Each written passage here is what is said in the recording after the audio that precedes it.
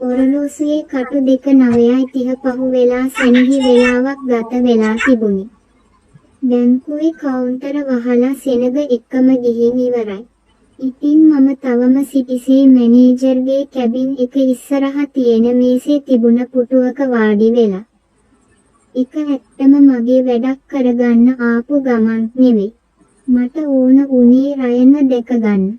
Ryan ඒ කියන්නේ මේ බ්‍රාන්චි එකේ මැනේජර්.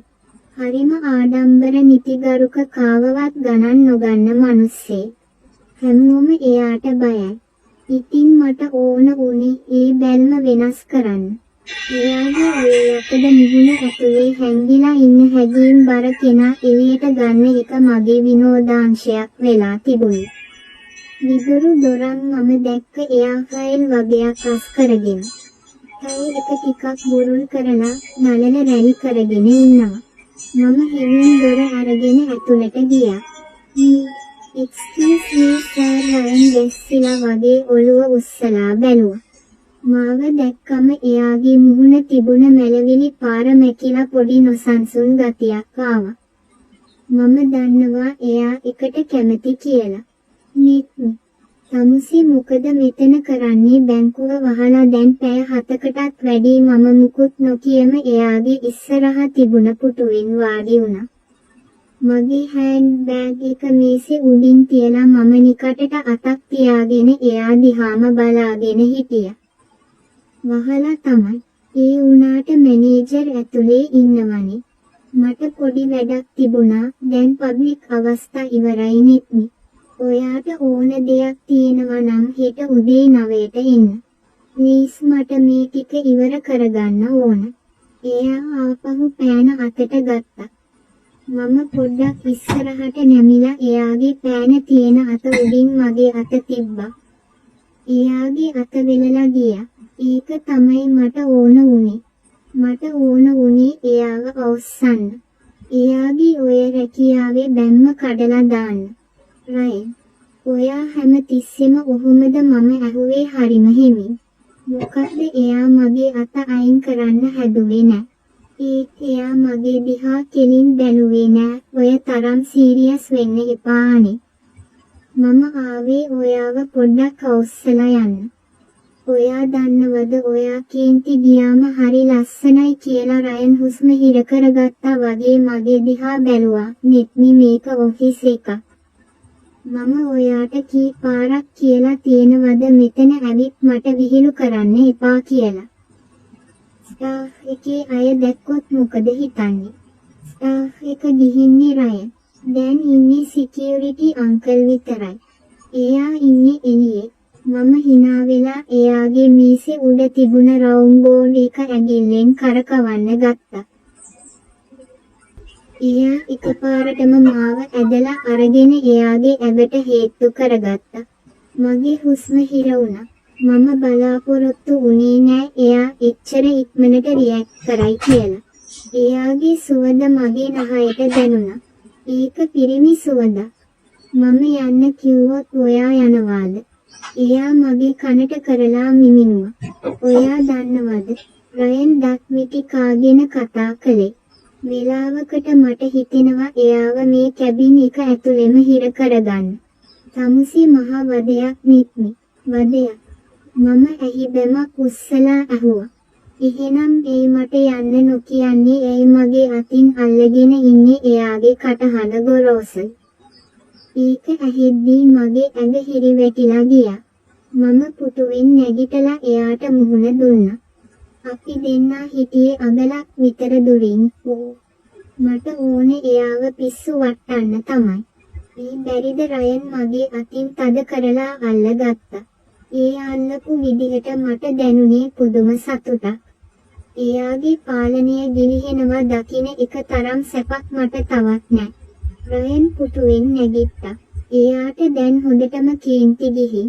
ඒ කේන්තිය අස්සේ ලොකු ආසාවකුත් හැංගිලා තියෙන බව මම දැක්කා. එයා මේසේ වටෙන් ඇවිත් මගේ ගාවට ආවා. මම හිතුවේ එයා මට යන්න කියයි කියලා. එයා මගේ පුටුව ගාවටම ඇවිත් නැවතුණා.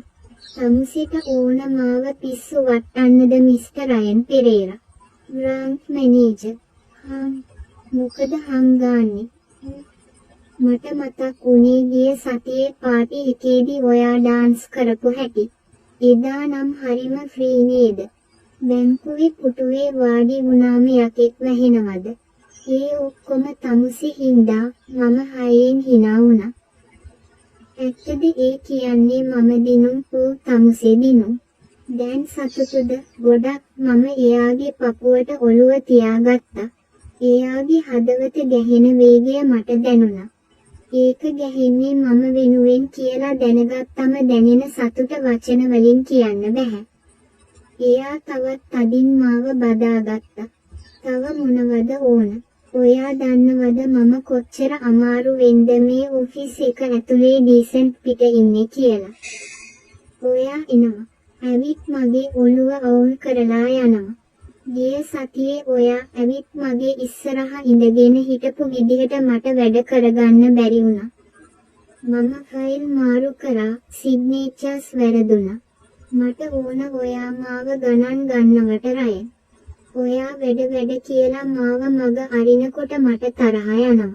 ඒකයි මම ඇවිත් ඔයාට වද දෙන්නේ. රයන් පොඩි හිනාවක් දැම්මා. ඒ හිනාව හරිම වසයි. හරි. දැන් මම ගණන් ගත්තනේ. දැන් සැපද මැඩම්ට මදි? මම තොලක් හපාගෙන කිව්වා. එයා එහෙම කියලා මගේ මූණ දෝතින්ම ගත්තා. එයාගේ ඇස්වල තිබුණේ දිලිසෙන ආශාවක්. මම වින්දා. මම ඒ හැඟීම උපරිමයෙන් වින්දා. මට ඕන වුණේ මේකමයි. එයාගේ ඔය සර් කියන ලෙවල් එකෙන් පහලට බැහැලා නිකන් පිරිමියෙක් විදිහට මාත් එක්ක ගැටෙනවා දකින්නයි මට ඕන වුණේ. ඔයා ආවේ මගෙන් වැඩක් කරගන්න නෙවෙයි කියලා මම දන්නවා. ඔයා ආවේ මගේ ඉවසීම බලන්න. ඉතින් ඉවසීම ඉවරද සර්? මම එයාගේ ෂර්ට් එකේ බොත්තමක් ඇල්ලුවා. යකෝ මමත් මිනිස්සෙක්. හැමදාම මට බැහැ ඔයා දිහා නිකන් බලන් ඉන්න. ඔයා ඔය දාන දගකාර හිනාව මාව පිච්චෙනවා කියලා ඔයා දන්නේ නැද්ද? අනේ මන් දන්නෙත්. ඔයා නම් මහ පුදුම කෙල්ලෙක්. මාව අවුස්සන එකේ ඔයාට තියෙන සතුට මොකක්ද කියලා මට තේරෙන්නේ නෑ. ඒක තමයි රයන් ආදරේ කියන්නේ. එයාව අවුස්සලා ගත්තම තමයි මට දැනෙන්නේ ඔයා මගේ කියලා. ඔයා කේන්ති ගත්තම ඒ කේන්තිය අස්සෙන් එළියට එන ආදරේ හරිම රහයි. ඒක විඳින්න මම ආසයි. මම මගේ බෑග් එක ගත්තා. රයන් දිහා බලලා ඇහැක් ගැහුවා. හැබැයි මම හෙටත් එනවා. හෙට එන්න එපා. හෙට මම මේ රයන් hina වෙවි කිව්වා. එහෙනම් මම ගෙදරට එන්නම්. ගෙදර ගේට්ටුවට සිකියුරිටිලා නෑනේ. රයන් ඔළුවට අත තියාගත්තා. මට ආයේ හිරිවැටිලා ගියා. එයා ඒක කියපු විදිහේ තිබුණ බැරෑරුම්කම මාව ගැස්සුවා. මම දැනගත්තා දැන් නවතින්න වෙලාව හරි කියලා. ගින්දර එක්ක සෙල්ලම් කරන එක හොඳයි. හැබැයි පිච්චෙන්න කලින් නවත්තන්න ඕන. හරි. මම යනවා. බය වෙන්න එපා සර්. අදට මේ ඇති. තව වෙලා හිටියොත් මට මගේ ලිමිට්ස් ලිමිට්ස් පැන්නොත් මොකද වෙන්නේ? මම අයමත් එයාව අවස්සන්න හැදුවා. රයන් මගේ ඇස් දිහා කෙලින්ම බැලුවා. එහෙම වුණොත් ආයේ ඔයාට ගෙදර යන්න හම්බ වෙන එකක් නෑ. මම මෙතනම දොර ලොක් කරගන්නවා. ටික වෙලාවක් අපි මුකුත් නොකියම එහෙම හිටියා. බැංකුව ඇතුලේ තිබුණේ මාර නිශ්ශබ්දතාවයක්. ඒ නිශ්ශබ්දතාවය ඇතුලේ අපි දෙන්නගේ හැඟීම් කෑ ගහනවා වගේ මට දැනුණා. දැන් යන්න නෙත්නි. රයන් ටික වෙලාවකට පස්සේ මාව ඈඩ් කළා. හැබැයි කලින් වගේ රළු විදිහට නෙවෙයි. හරිම ආදරෙන්. මම දොර ළඟට ගිහින් ආපහු හැරිලා බැලුවා. රයන් තාමත් හිටගෙන මම දිහා බලාගෙන ඉන්නවා. එයාගේ මූණේ තිබුණේ අමුතුම එළියක්. ඒක ජයග්‍රාහී හැඟීමක්. මම එයාගේ හිතේ තිබුණ බැමි කඩලා දැම්මා. එයාගේ නිල ඇඳුමට යටින් ඉන්න පෙම්වතාව එළියට ගත්තා. පරිස්සමෙන් යන්න. එයා අත වෙනුවා. මම දොර වහගෙන එළියට ආවා. පාරට බැස්සම මට දැනුනේ මාර සැහැල්ලුවක්. බැංකු මැනේජර් කෙනෙක්ව තමන්ගේ පාලනයට අරගෙන එයාගේ හැඟීම් එක්ක සෙල්ලම් කරලා අන්තිමට ඒ හැඟීම් වලින්ම සැනසීලා එන එක. ඒක වචනයෙන් කියන්න බැරි තරම් සැපක්. මම ඇවිදගෙන ගියේ හෙට දවස ගැන අලුත් ප්ලෑන් එකක් ගහන ගමන්.